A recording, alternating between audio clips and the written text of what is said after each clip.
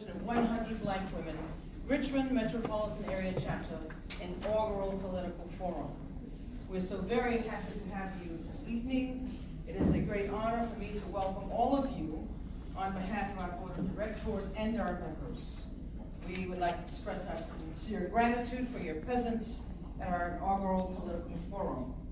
We would like to thank all of the candidates who elected to participate in this most important political forum. This by far is one of the most consequential elections of our lifetime. Please consider the candidates based on their platform and their commitment to our great country. The moderator for the forum this evening is Ms. Carla Redditt. Ms. Redditt is an anchor and reporter for NBC 12 here in Richmond, Virginia. You can catch her on the air each weekend, 5, 6, and 11 p.m. Ms. Redditt came to NBC 12 in September 2012. She's a native of Memphis, Tennessee. She received her undergraduate degree from Loyola University in New Orleans and a graduate degree from the University of Missouri, Columbia. Before coming to Richmond, Ms. Redditt worked with television stations in Mississippi, Georgia, and Alabama. She's a proud member of Alpha Kappa Alpha Sorority.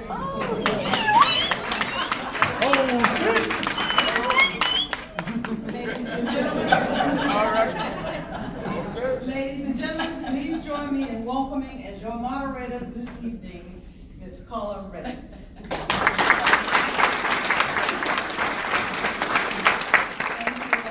Can you hear me? Yes. All right. Thank you so much. It's always good to have sorority sisters and fraternity brothers in the house tonight. Thank you all so much for coming out. And first, I want to thank the members of the National Coalition of 100 Black Women. As she just mentioned, this is the first forum that the organization has hosted, and it is definitely needed. This is an important event because November is right around the corner. So once again, a round of applause for the members of the National Coalition.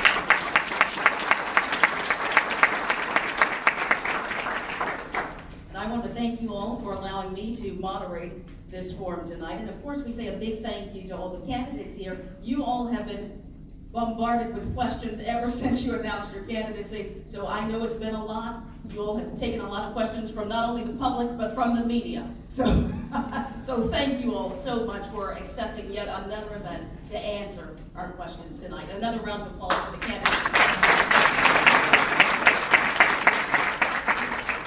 So tonight we are talking about everything from education, poverty, economic development, veteran affairs, criminal justice reform, and we have some other questions as well, just in case we get to it. But before we get to the instructions, we want the candidates to introduce themselves to you. So let's start with Ms. Angie Williams.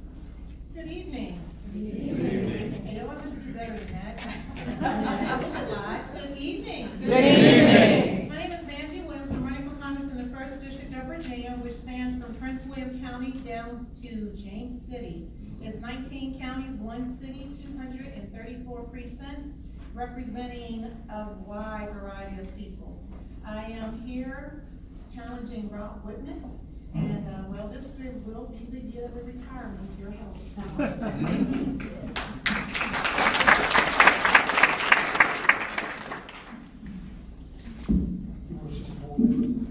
Yes. Good evening. Good evening. It's always good to be here and to be back on the hallowed grounds of Virginia Union University, where in 2008 I received my Master's of Divinity from the Samuel Wick Proctor School of Theology. It's also good to be with the, I want to give a special thanks to the Coalition of 100 Black Women. You know, you're like your counterparts all across the country, you're angry, you're upset, and you have every right to be. And you have led a revolution already in American politics. For instance, you are the reason that Doug Jones is now the sitting senator from the great state of Alabama. Because you came out in awesome numbers, and we need you to continue to do that. But am I surprised by that? I'm not surprised by that, because you all are the descendants of those who got us to the Middle Passage. You all are the descendants of those who held us together through the years of Jim Crow. You all are the ones who got us through those awful years of slavery and and got us to the point where we are now. And so I thank you for all that you've done. I ask for your support. It's time to figure out whether you want to rehire me or you want to fire me. And I just assume you rehire me. Thanks for all you do.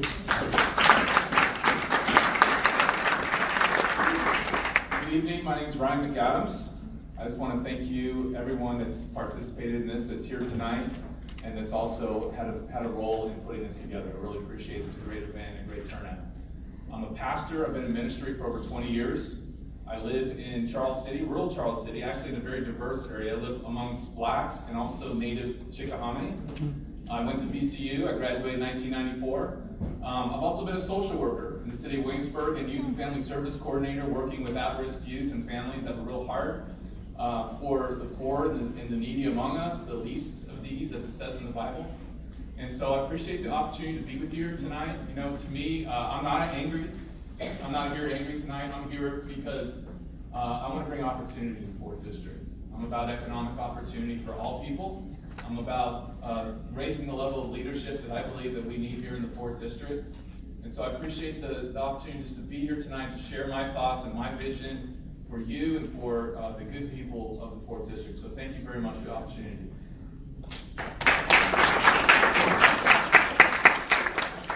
Good evening. Good evening. My name is Abigail Spanburger, and I'm the Democratic nominee running in Virginia's 7th Congressional District. And I thank you so much for welcoming us here tonight. I am running for Congress because I believe deeply that we needed elected leaders in Washington who are committed to working every single day to help make the lives of their constituents better, who are committed to understanding the challenges facing voters across our district and across our country. And we need leaders in Washington who are committed to service.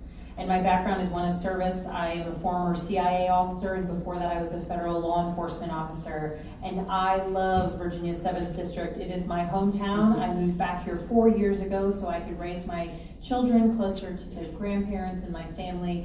And I am committed to, again, serving this community. I am also a Girl Scout leader in the 7th District and have been serving the community in that capacity for the past couple of years, but I am looking to get back to serving this country. I twice swore an oath to uphold the Constitution, and I fiercely believe that we need people who are fundamentally focused on keeping our country on the correct path, changing the tone of what's happening in Washington, and making sure that we are serving all of our citizens.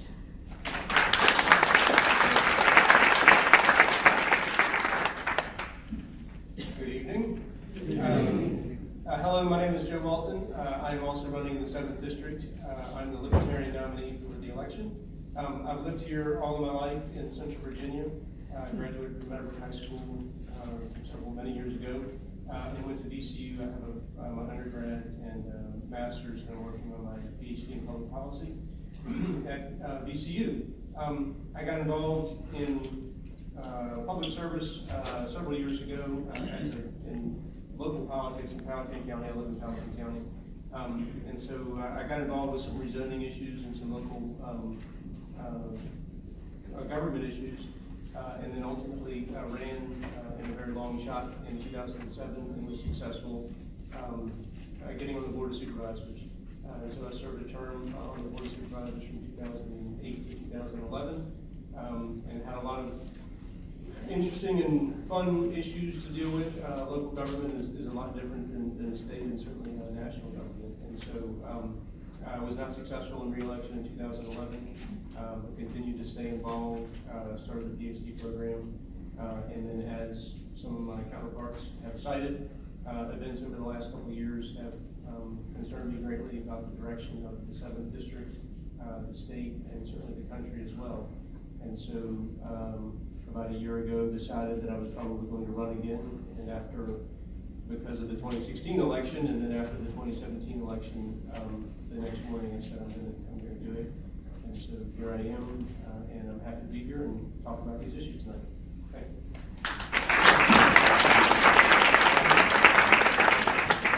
All right, once again, thank you to all the candidates who accepted the proposal to come out tonight. Thank you once again. Now it is time to get started with this political forum. We have 10 questions in all tonight. 5 questions for the first half, and then we'll take a quick break, and then 5 questions for the second half.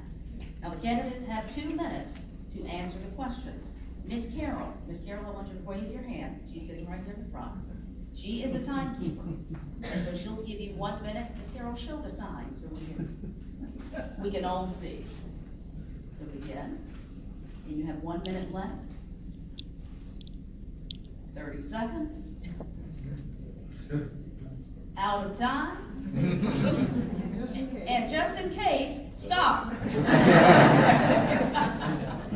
So pay attention to Miss Carol as well. Are you all ready? Yes. Okay, all right, let's go. Here's the first question. According to a past Richmond Times-Dispatch article, Richmond's poverty rate was at 39%. What are your plans to address this situation and put in place opportunities to alleviate the inequity? We'll start with Ms. Williams. You know, poverty is not just restricted to suburban areas. In my district, the northern neck and middle peninsula has seen its fair share. We have no transportation. We have no health care. We have very limited hospital systems. But without transportation, doesn't matter. We have jobs that aren't there. And we have a congressman who simply doesn't care. I have lived in the district for almost 12 years. And the thing that has shown me about we as a Commonwealth is that we're resilient, but we're limited. What I want to do is I want to focus and invest on our hometown, our communities and our hometown heroes. I want to start building an economy up with people, you. I tell people throughout the district, this isn't my campaign, this is our campaign, this is your campaign. We need to bring small businesses. We need to find ways of helping them with grant programs. We need to start educating children in middle school for vocational programs and industry. We need to start incentivizing corporations who take as much money as they want and telling them, look, if you start bringing children in and teaching them how to do a job, we can start hiring them as soon as they graduate from high school. Not every child wants to go to college. Not every child has a desire to even venture into a college. But we need to make sure that they're set so that when they graduate high school, they have an opportunity. I want to make sure that we focus on transportation, housing, education, innovation, and even for our older folks, retirement. I want to make sure that you don't have to work 2 jobs as a teacher or a firefighter. I want to make sure as a military person, you're not on food stamps. I want to make sure if you're a veteran that you're not barely making it in your housing or to eat. My job going to Congress would be to support you. Thank you. Well, it's no secret that poverty is a multifaceted issue that needs a multifaceted approach. The first thing that we need to do is to improve our educational system. And what I've tried to do in the General Assembly, because you all sit in Congress, what I've tried to do in Congress, along with my friend Dwight Evans from Pennsylvania, is to put together a package that would redo our tax code, which would allow some incentives to be used to rehab our schools. That's number one. Number two is that, and you saw this recently in the debacle with the Richmond Housing Authority, we need to make sure that the problems of the poor are personal, not just to them, but to us. And the notion of leaving folks without heat, it's just beyond my imagination. When you see it coming and you see the winter's on the horizon, we need to make sure that people have a safe and sound place to lay their head down at night and get some rest. To that end, I think that we need to go beyond the housing authority situation and issue vouchers so that folks can have opportunities to go elsewhere and not just into the public housing scenario. one of the things that we've also tried to do, which is a part of poverty, is that people shouldn't have to drive forever to get food. You know, we have food desert situations, not only here in Richmond, but throughout the 4th Congressional District. And you know, you talk about bipartisan cooperation. I'm proud to say that we have put together a bill, not only bipartisan, but also bicameral, to try to address the food desert situation. And what it would do is it would allow nonprofits to get certain grant monies to come in and to try to address the issue of food deserts, and for-profit companies to come in and do similarly, but only with our tax breaks. Thank you.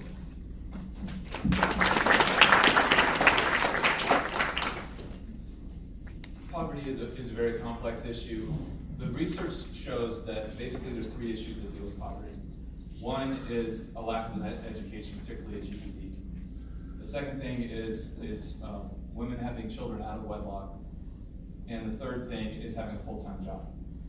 So to tackle all that right now, I don't have the time to, but I want to tackle 2 issues. One is jobs. And with the president's economic policy we've now seen 8 months of results from it. The unemployment rate in Virginia is the lowest it's ever been, it's 3.1%. And that is across the board. Actually, the Washington Post just came out that blue-collar workers, this has been a criticism by some, that blue-collar workers and lower-income workers are not getting the increase in wages. The Washington Post just came out with an article saying that blue-collar jobs are going through the roof, whether it's manufacturing, retail, across the board. Blacks, Hispanics, low-income, rural, high-income corporations, we are all seeing the growth from the tax and job creation bill. So that's the first thing. If we're about dealing with poverty, we gotta be about jobs. The Democrats, my opponent Don McEachin, said that the Job Act was disgusting, disappointing, and dismaying. I don't know what is disgusting, disappointing, dismaying about low unemployment, better jobs, and more money in the pockets of the constituents of the 4th District. Actually, the statistics are that $1,000 is going to be put back into the pockets of the citizens of the 4th District on average. The second thing, which I thought was interesting, what Donald McEachin said, was about housing. This is something that I know we're going to have another question about housing. But the Richmond Times-Dispatch called out Donald McEachin on the fact, actually the title of the editorial was Donald McEachin, do you read the papers? Because he was completely aloof to the suffering when the 50 units lost their heat. He was completely aloof to the fact, and when they called on him, he had nothing to say about it.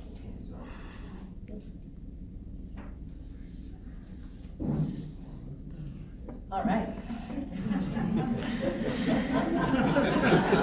Stating facts.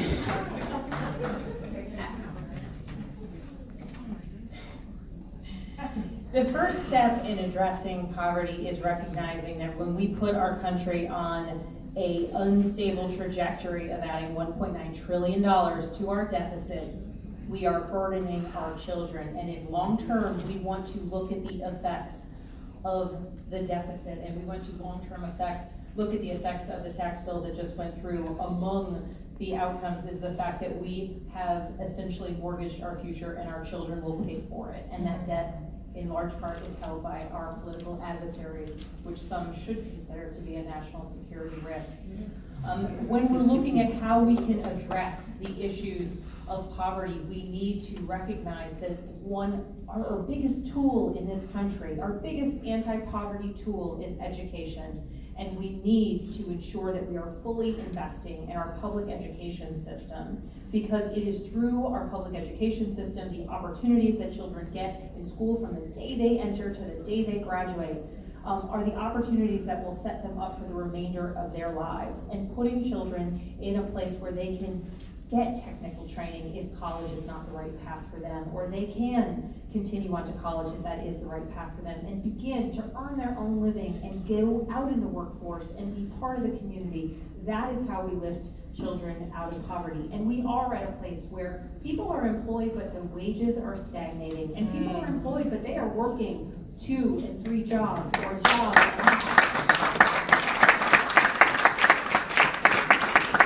And so if we want to talk about why people are in poverty, it's because the minimum wage has not risen in years.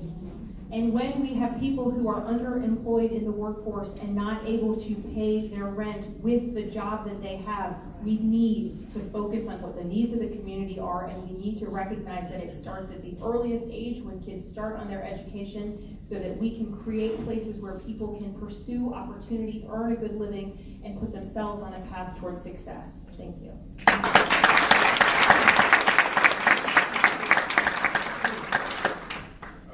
Well, at least in this case, I have the opportunity to back clean up on some of this stuff. So I think it's important to note, I'm not going to address all these points because I want to say what I wanted to say to begin with.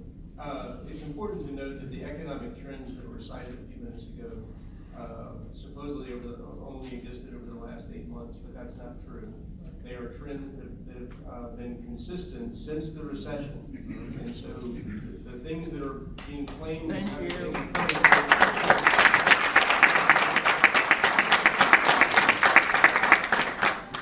one theme throughout my responses and my campaign and candidacy is actually researching things and looking to find the root cause and understand what's going on.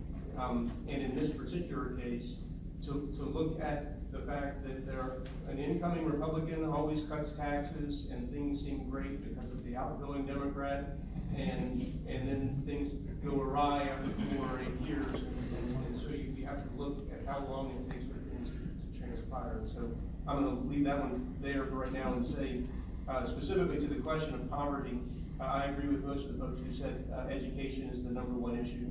And the specific thing that I've been intrigued about is the State Senator Bill Stanley and a couple of Democratic senators, he's Republican, and a couple of Democratic senators are launching a review of all the public education schools in the state to understand if separate but equal has actually gone away or if it has not gone away.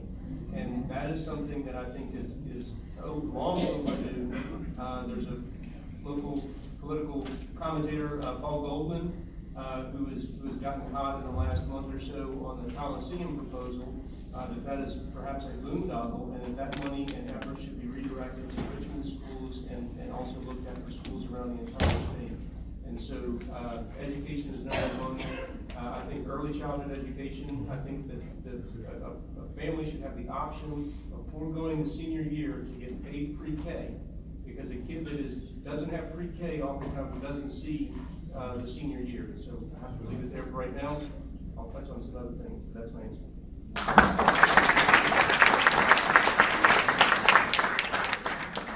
This is already getting good. And you can tell when something is good because I can feel the candidates, they all want to say more, but they have this timeline. They have to stick to the time. I can tell that you all want to say something as well because I can hear it from you. I can hear it. Let's move on. Let's move on to the second question.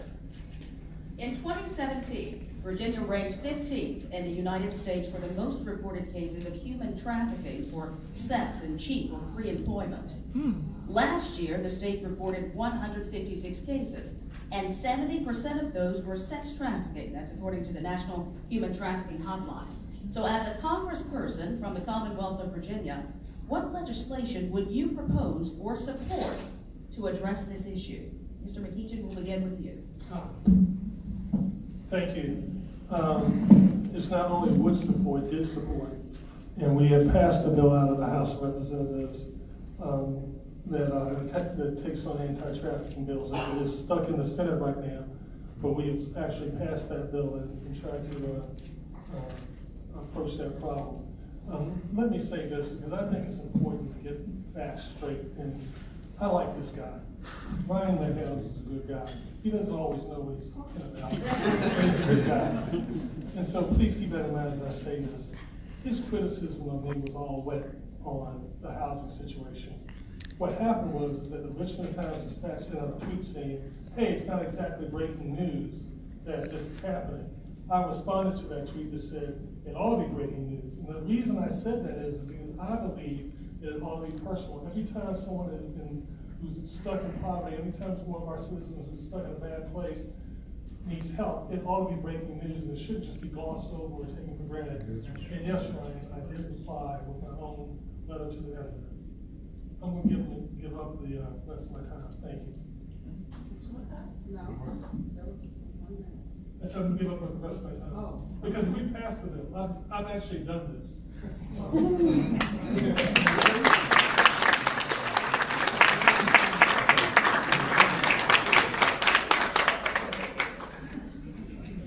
Thank you, Donald, for your attempt at correcting that. As far as sex trafficking, I mean, to me, this is an issue that is not being highlighted very much at all on the congressional level. Do we ever hear about it in the news? I don't hear about it very rarely. To me, it's a major issue. And for all the division, all the divisiveness that's going on in the nation, I think this is an issue that really should be focused on, and it should be bipartisan, that we should focus on helping those that are really suffering through this. This is something I've focused on myself in my campaign. I've been involved with the forum in Chesterfield with Sheriff Leonard and others, and I talked in detail with Sheriff Leonard. I'll tell you some things that really need to be done. The money has been passed. The problem is the leadership to get it on the local level. And Sheriff Leonard is crying out for this money that's still somewhere in the political stratosphere. It's not getting down to the local level for the resources that they need that will actually help in this issue. So I would be one, I've talked to Sheriff Leonard and other sheriffs, and I would be one that would take an active role in getting those resources to the law enforcement agencies that need it, number one. Number two is I think that we need harsher penalties for those that are involved in sex trafficking. And there needs to be a greater deterrent, whether that's someone that's transporting or not. I only have a minute, we can get through a couple other things. The other thing is ICE. The Democratic Party is jumping up and down about abolishing ICE. You know that ICE is the organization that is actually going against sex trafficking, and it is the ones that are rounding up the men and the women that are involved in sex trafficking. So I actually talked to the regional ICE director down in Virginia Beach, and he said that they need more resources. We don't need to abolish ICE. We need to actually give them the resources to fight this problem. The other thing is help for shelters, nonprofit and private sector shelters that are being offered, and we need to get them resources because there is a great need for women coming out of sex trafficking to have the support that they need. Thank you. As a former federal law enforcement officer, I used to work child exploitation cases. And in fact, I worked joint cases with ICE during that time, and I recognize the incredible work that is occurring at the federal level, at the state and local level, through task force efforts to combat child exploitation and human trafficking. And in Congress, were I there, I would have supported the same bill that Congressman McEachin supported. It was an excellent bill that took a number of great steps towards making it much harder for those who would traffic in children and women and men to be able to do that. Another bill that I would be supportive of, or another initiative that I would be supportive of, would be the Runaway and Homeless Youth Trafficking Prevention Act. And that bill would endeavor to reauthorize the Runaway and Homeless Youth Prevention Act programs, which address issues of children needing shelter and young people needing shelter and needing resources, so that people who are in runaway programs and potentially at risk of being abused or being trafficked have a security net to help them get out of those situations of danger. And we do need to be vigilant about this. This is a nationwide issue, and it impacts people's lives in ways that are so fundamentally it destroys people, and we need to make sure that we are protecting children and anyone who may find their way into trafficking children and young adults and women and men. Thank you.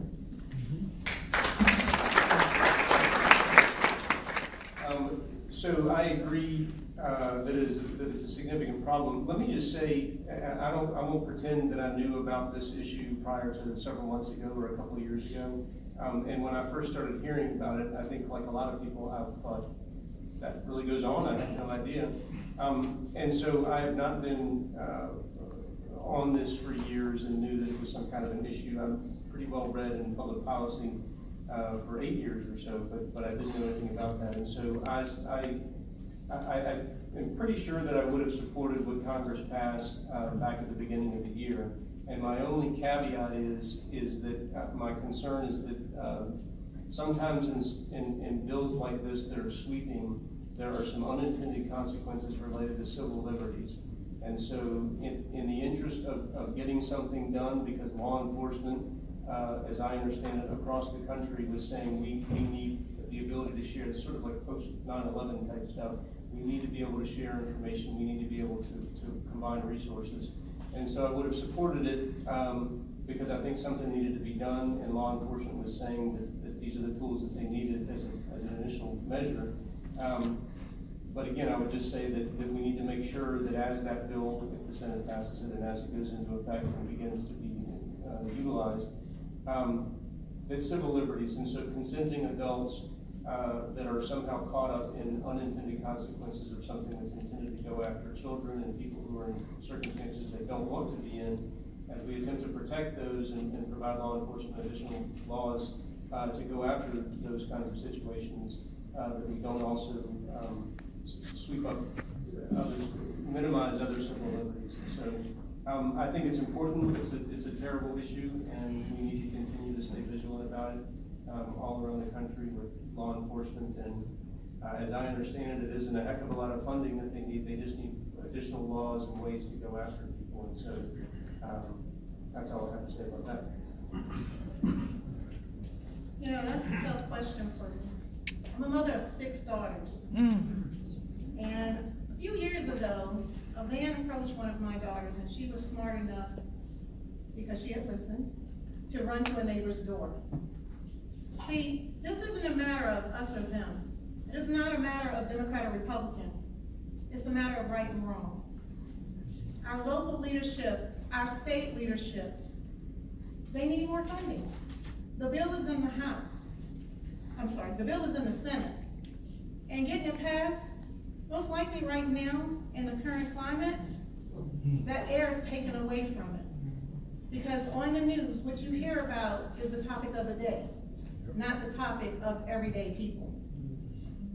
See, I'm running for Congress because it's these arguments that stifle this country and stop us from growing as a people.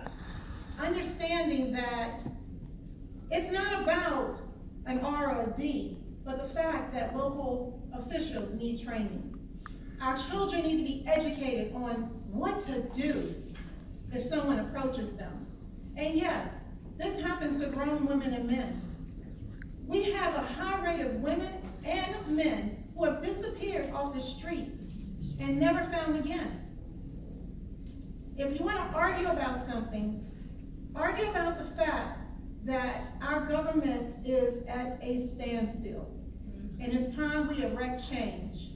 It's time, I'm sorry, gentlemen, that women go to the House and clean it.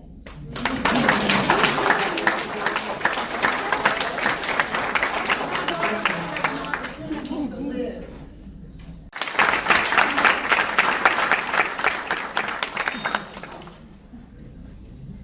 All right, question number 3. Open carry of a handgun without a permit is legal in Virginia at age 18, while you must be at least 21 to drink alcohol. Do you support the age disparity between the legal drinking age and the age to open carry a weapon? Why or why not? So we'll begin with Mr. McAdams. I do agree with the disparity. I think that I think we should be very careful to restrict any of our liberties, particularly our Second Amendment rights. I grew up with guns. I grew up with weapons, and I think one of the things, like many things, it's not about the age. It's about, is someone safely trained? Does someone feel confident and have the ability to use a weapon safely and in the right way? And I actually believe that guns save lives. And so I'm for the Second Amendment. I'm for strong support of the Second Amendment. What I believe is, and I think the research bears this out, is that actually gun control has not really helped at all. If you look, I lived in Chicago for 4 years on the west side of Chicago. We all hear the weekly headlines, and sometimes the daily headlines about the loss of life that happens in Chicago. And I know some people who actually were shot in Chicago. And to me, that's a travesty. But the issue is that Chicago is supposed to be a gun-free zone. Yet in our gun-free zones, Washington's another one, is that we have the highest violent crime rates in the nation and the loss of life. So controls on our Second Amendment, gun control, has not proven to be a great solution. The gun-free zones for our schools has been a disaster. Biden did put forth that legislation in 1991, and basically all it's done is put a target on our kids. And so I believe that we need to remove the restriction of the gun-free zone on schools, and we need to have resource officers, armed resource officers in schools. We need to invest there and to harden our schools in other ways as well. But having more restrictions on our Second Amendment rights is not the answer.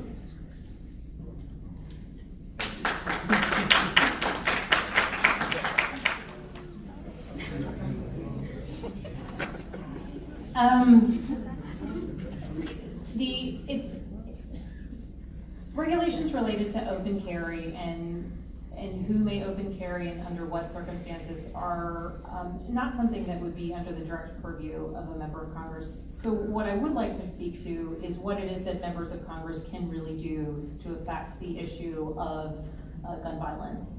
And first and foremost, I'd also like to state, again, I was a former federal agent. I carried a firearm every day. I was trained with firearms. I'm comfortable with firearms. I grew up in a house with firearms.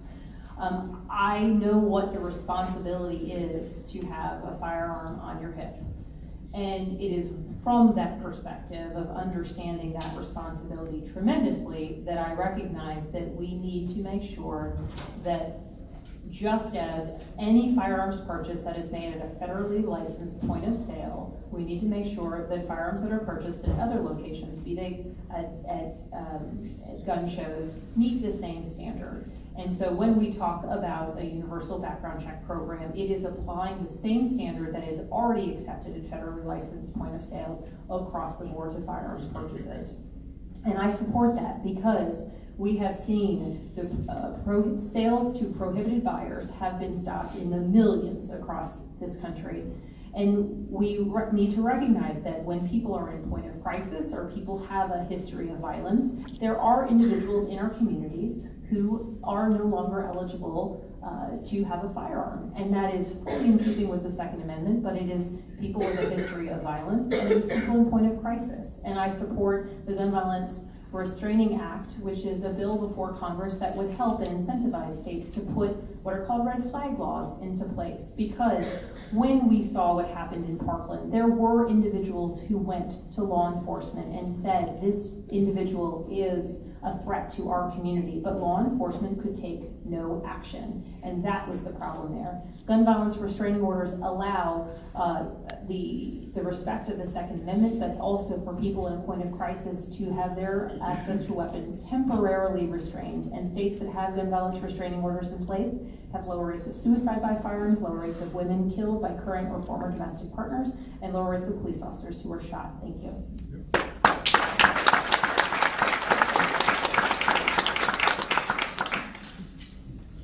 So the specific question of 18, open carry at 18 while you must be age 21 to drink alcohol, that sounds interesting at first when you first hear it. My immediate response when reading, we've got these questions in advance obviously, when reading that is what does the data bear out for that and what does the research say about that?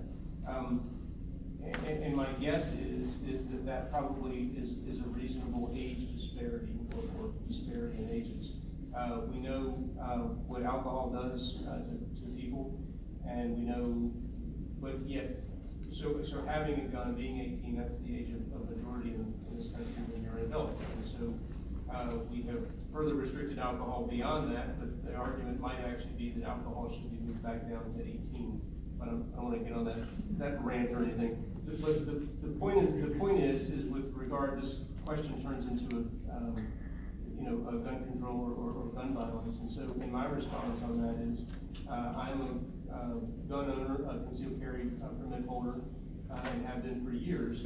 And it is incumbent on responsible gun owners to do something about the fact that irresponsible people get guns. That when people throw up red herrings and say, oh, we're even eliminate candlesticks because somebody's going to kill somebody with a candlestick, that's wrong. because it is not important for us to eliminate all gun violence from the face of the country or from the face of the world. What is important is when we hear these stories of crazy people that go and get a gun and shoot 58 people from a hotel room in Las Vegas, and then we look back backwards in time and say, oh, this person was, forgive the expression, was crazy or had all kinds of red flags, as some folks have said. Something has to be done about that as a society. It has to be respect for the Second Amendment. That still is an amendment. That still is part of our Constitution. But responsible gun owners need to say, this is crazy. We need to do something about this. There was another point I was going to make, and I cannot remember it right now. If I do, I'll bring it up in a minute. But thank you very much.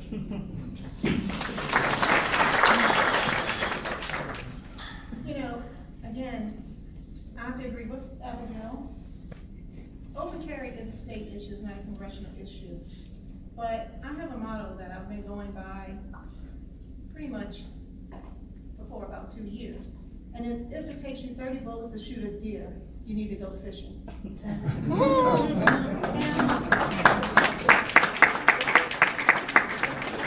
simple saying, but it means a lot. See, I grew up in Westmoreland County off and on, and Spanburger, South Carolina off and on. And at 9 years old, they were putting guns in our hands because crossbows was not a thing that everyone could afford. But I do know that with proper training, you can use a weapon. Now, do I think an 18-year-old should have a weapon? No, not my 18-year-old. I don't think that most 18-year-olds want open carry. It's an opinion of the state. I do want to say this. I don't believe in gun control. I believe in common sense gun reform. See, no one likes to be controlled. The second you try to control someone, they rebel. We don't want to take away everyone's guns. The Second Amendment is there. What we want to do is protect our children, protect our church parishioners, protect people going to the movies. It's about time the us-them argument stops. And like I said, it stops with the 116 Congress. 116 is next. Yes, because we are going to change the way we think. It's going to be about cooperation, negotiation, and making sure that American citizens are protected as well as your rights. Now, I am going to say, I do want universal background checks. I do want to make sure that those who are charged or convicted with domestic violence does not have a weapon in their possession, because they are the first to act out. And I want to make sure that we change reciprocity laws. So working with state officials is how we get it done. Again, there's that cooperation word. I'm not running to be the liberal congresswoman. I'm not running to be the conservative congresswoman. I'm running to be the people's congresswoman. And until I hear those words, nothing's going to change. And I think pretty much everybody's ready for change up here. And that's where we need to start. Stop with what we hear on Fox News or MSNBC and hear the facts. Thank you.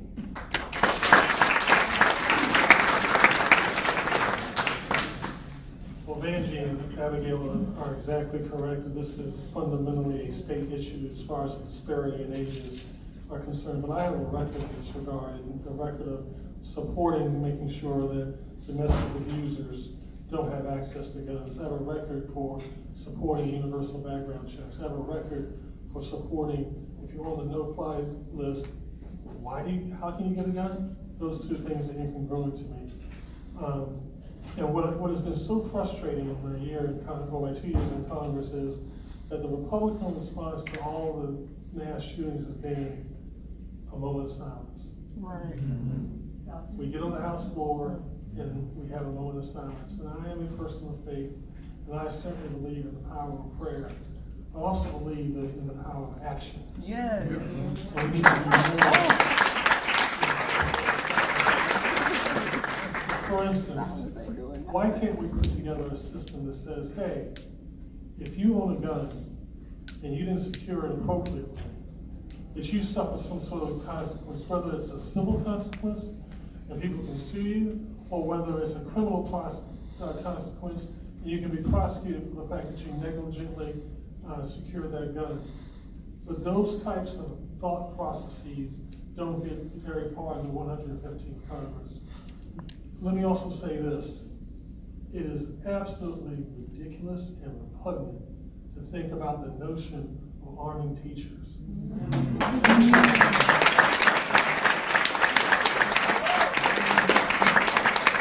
Teachers have enough challenges, and can you imagine the chaos when the first responders get to that school and they can't tell the good guys from the bad guys because the teachers are armed.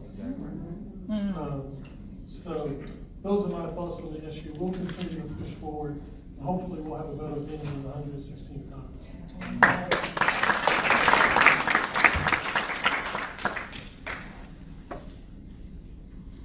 All right, let's move on to question number 4. Currently, healthcare expenses for employees are not tax deductible as a business expense. As a congressperson, what, if any, legislative or tax incentive would you support to help small businesses, especially sole proprietors and micro businesses, provide health insurance to their employees? We'll start with Ms. Spanburger.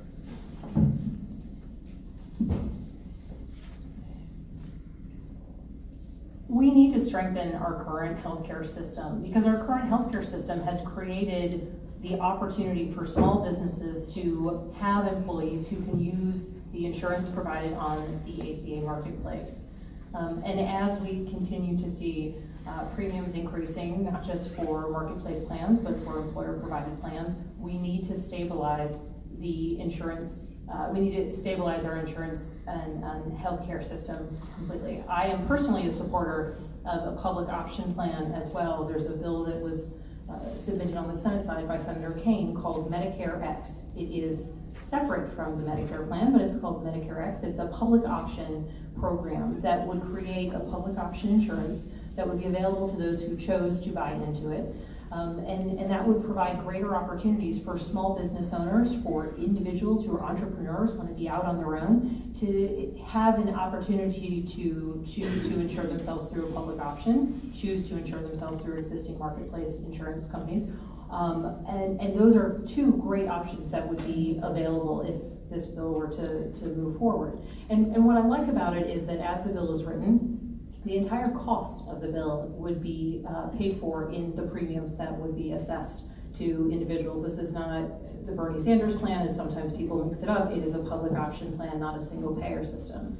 And that is a real benefit to this program because it allows for people to be able to travel anywhere, start a business, be an employee of a business, and overall the benefit to the larger healthcare system is that as more people are insured, as more people have access to preventative healthcare, that has a positive benefit for everyone, whether they have an employer-provided plan, a marketplace plan, or a public option plan.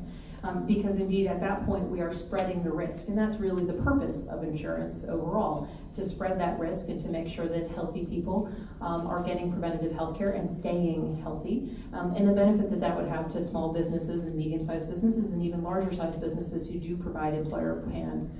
They would all benefit by the downward pressure that would be put on the costs and prices there. Thank you.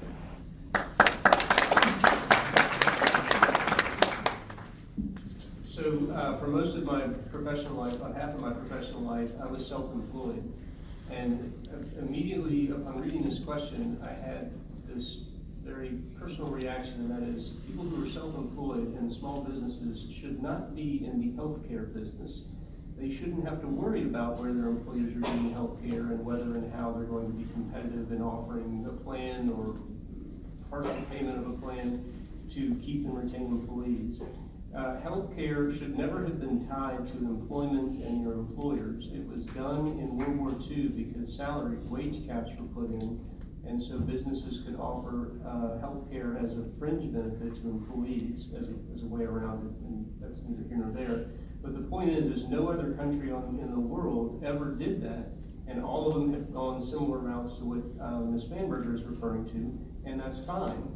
The reality is, though, is that a business shouldn't be, somewhere, one of the CEOs of Ford or GM several years ago made the joke that he never realized he was going to end up in the healthcare business. He just wanted to be in the car business. But something like $3,000 of every new car goes to current and former employees' retirement healthcare benefits. And that's not the way the economy should be set up. A lot of folks say that healthcare or access to health insurance is a right. I don't think it rises to the level of a right, but I do think that the government, the federal government, has a responsibility to set up the economy in a way that businesses who want to be in whatever their small business is, or even large business, aren't worried about healthcare. And so part of that is through, I support what Mitt Romney did in Massachusetts, and I support other states doing things similar to that. Whatever works for them in their state that spreads the risk through as large a risk pool as possible, as Ms. Spanburger is referring to, and allows people to go into the market, buy it like any other product. We do it for car insurance, we do it for homeowners insurance, we do it for all other kinds of insurance, life insurance, and health insurance should be the same way. So pre-existing conditions, all these crazy regulations that health insurance was able to get away with for decades. And when you pull the rug back and look at those things, that's why those aspects of the Affordable Care Act have stuck, and they can't undo it, because those were needed regulations to help bring the health insurance and the health care market into something that is affordable and reasonable for people to go out into the world and buy it by themselves and not be tied to their, or have it tied to their employer and their jobs. They're free to then, that helps economic mobility. They're free to move from job to job or location to location. I'm sorry to interrupt, your time is up. Oh, I'm sorry. I didn't see. I just wanted to say this, can I reclaim my time? See, I'm for Medicare for All Plus Plus. If you say, what is the plus plus? Medicare for All Plus Plus is Medicare for All plus dental and vision. And by putting it back, taking it out of small businesses' hands, we actually help them. But Medicare for All would help small business. I can tell you, we know several people who own small businesses throughout the state. In fact, you know, my husband and a group of men have started a small business alliance. And the biggest conversation they have is, how do we help advance the ACA to a Medicare for All situation? First of all, we look into the INVEST initiative. My INVEST initiative actually puts money back in communities that need them. Teachers, well, educators, first responders, military, active duty military, and veterans. If we are granting them an allowance that they can use, and I'm gonna say it, we'll change that word allowance, money that they can use throughout the year, they can put it back into their health care. But the thing with Medicare for All uses what we already are investing in as American citizens, grows it a little, and takes away that big bill you have every month. My health insurance is $1,500 a month. I would end up saving about $900 a month. That's a lot of money. If every American had health care and had a system of making sure that they're covered and their children are covered, we'll have a healthier society.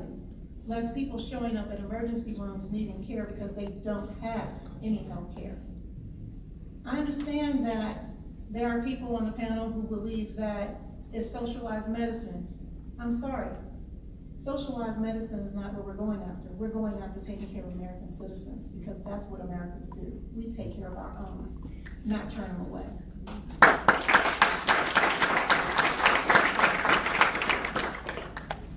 The best thing that we can do for the Affordable Care Act is to stop, put a check on the Trump administration's attacks on the ACA.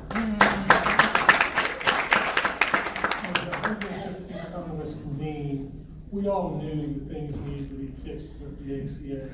For instance, we could drop drug prices overnight by just letting Medicare get into the system and negotiate drug prices.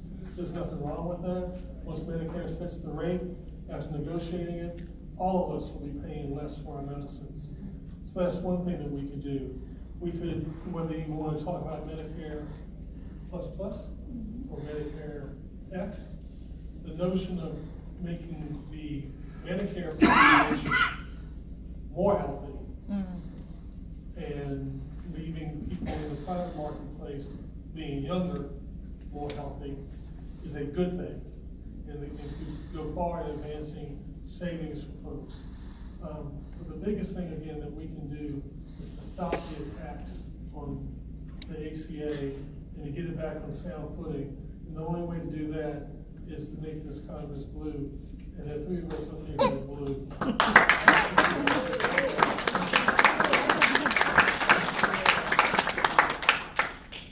It's very unfortunate when anyone doesn't have health care insurance. And I can speak from experience. I'm a pastor, I've had, and a social worker. I didn't have, make a lot of money. And as a pastor, I've lived several years without medical insurance in my family, my wife and I. And so I understand the need. But to me, it's hypocritical to talk about the deficits of the Tax Cut and Jobs Act, which actually it's come out that the CBO was wrong in their estimate of $1 trillion of deficits. It's actually paid for itself almost entirely now. So that's, you can Google that. But to talk about deficits, and we see what Ms. Williams said, and this is where the Democratic Party is going, is you're looking at a single payer plan, Medicaid, Medicare for everybody. It's at a cost of $32 trillion. Now this is not conservative estimate. This is left progressive estimates of the cost for everyone to have Medicare, Medicaid, whatever you want to call it. It's going to cost $32 trillion. So if we're worried about deficits, we have to ask, how are we going to pay for this? So let me tell you, okay, the solution. The solution is not going down the road of the ACA and adding on. In fact, in Virginia, it's not going to turn out very well for us, and you're just going to have to wait and see on that. But the solution is this: is co-ops, and Joe began to talk about that. And co-ops is, we have AAA. We all understand AAA, where you join as a member and you get specific benefits that you join together, and you spread out the risk, but you also get the benefits of a larger pool of people. And as Joe said, that we need to do that for insurance. And it's common sense, if we cross state lines and we're able to pool together a business, the question was about business. So say automobile mechanics businesses, that they can pool together with other automobile businesses and be able to pull together resources, build private health care in a co-op type of arrangement, which is all voluntary, not forced by the government upon any of us. Thank you.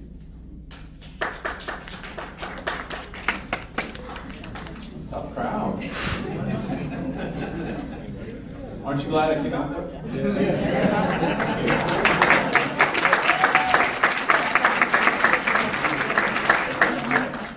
We're certainly happy that all of these candidates came out tonight. And we are ending this path with a question about education.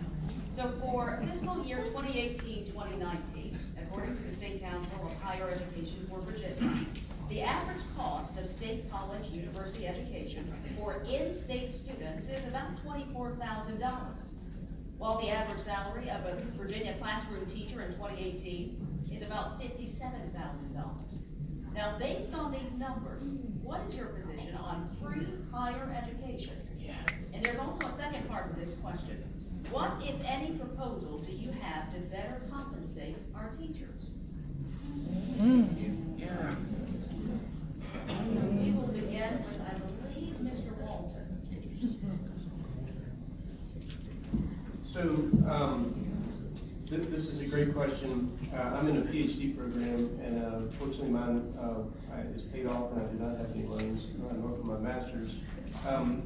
But some of my peers, to get a PhD, which this question refers to classroom teachers, at $57,000 also refers to what a tenure track PhD professor, college professor, might start at.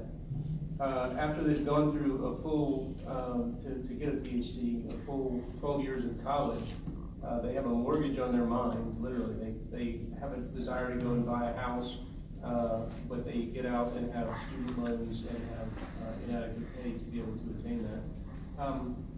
And so that also applies for, as this question implies, with just a 4-year degree at $100,000, or also a master's, which a lot of grade school teachers will go and get a master's as well. And so my solution partially is the cost of tuition has far exceeded even healthcare in its rise over the years. Part of that is because of aggressive student loans, some of which was government done, and some of which was through private colleges and things like that, but it's gotten out of hand over the last several years.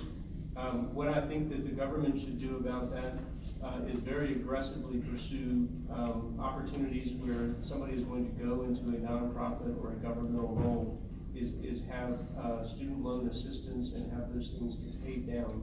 We need people to go to school, who want to go to school, who want to come out and help other people get educated, or help other people in other public service roles. And so something has to be done in that regard. I think that attempts over the last several years, I should say, not just attempts, but actual actions over the last several years to help get community college credit in high school have been helpful. But that's not far enough, because at a minimum, the community college system needs to be relied on more. As some of us have mentioned, or some have mentioned previously, not everybody is slated to go to a 4-year college, and so going to community college is a way to help that happen. It's lower cost, and I'll leave it right there.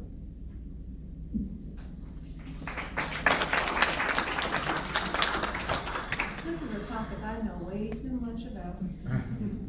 As a mother of 6 daughters, I have 3 who are out of high school, 3 that are in, well, 2 in high school, 1 in elementary. And I'm a proponent, again, of educating students starting at middle school. You know, my daughters would tell you I am pretty much overeducated. And I enjoy that topic, because I have several degrees and I'm in a doctoral program as well. I currently owe over $200,000 in student loans. But that's not the important part. I have educators in the state of Virginia who were told that they have to get a master's degree in order to continue teaching. That's right. Well, how do we solve this problem? About a year ago, after having a forum with educators, I came up with the Invest Initiative. And I'm explaining what it is, and I'm going to use my time for this.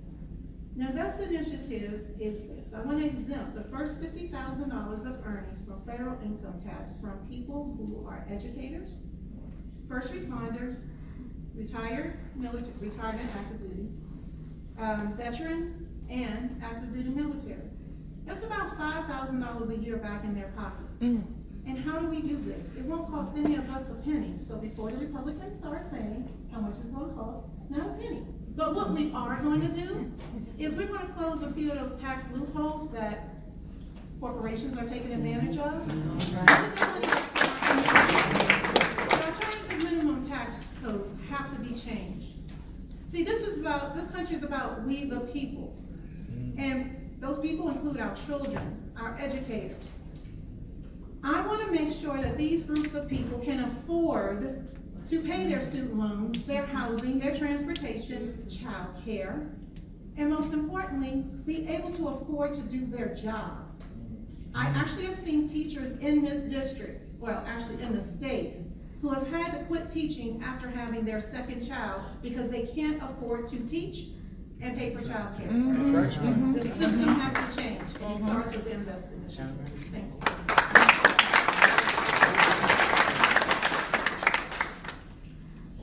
I would absolutely love to see free higher ed. I would absolutely love to see free vocational training.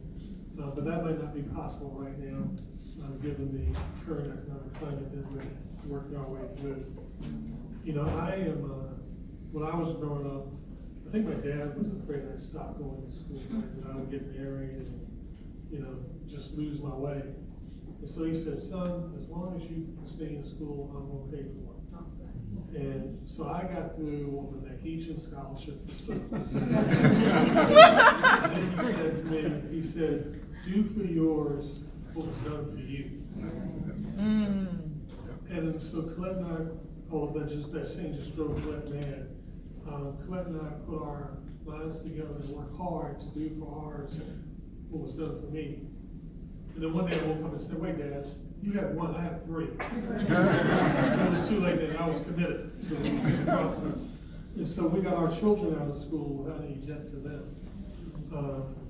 I can remember the joy of getting that job offer from the law firm and being able to go actually buy a house. That's something that our young people can't enjoy right now. No. And so we need to make sure that we do a couple, 3 things. I think someone earlier said that we need to make sure that those folks who are going into underserved areas, get into programs that will relieve them of their debt. I think we can take our Pell Grant system and expand it so that it not only takes care of colleges, but then takes care of vocational schools. And of course, we need to keep an eye on the spiraling cost of tuition and do what we can to control that. And can I just say hats off to NYU Med School. They decided they would give everybody. We've been working on it for years, they got that down, and hats off to NYU.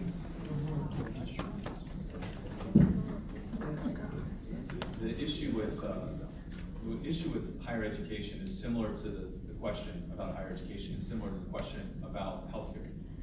And it is a matter of, to answer the question, for free healthcare for everyone, it's just not affordable.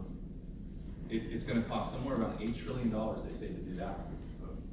I know. So, you know what the problem is? Same with healthcare. The issue is when government gets involved. When government got involved in healthcare, you guys saw the results. We all saw the results. I mean, we can't lie about the fact that costs have gone to the roof and the care has gone down, down, down, down. How much money is What spent happened in with that? higher education? Let's go back to the root of it. And Joe, thank you, Joe, for have some Oh, agreement with no Joe. attachment to that comment. Yeah.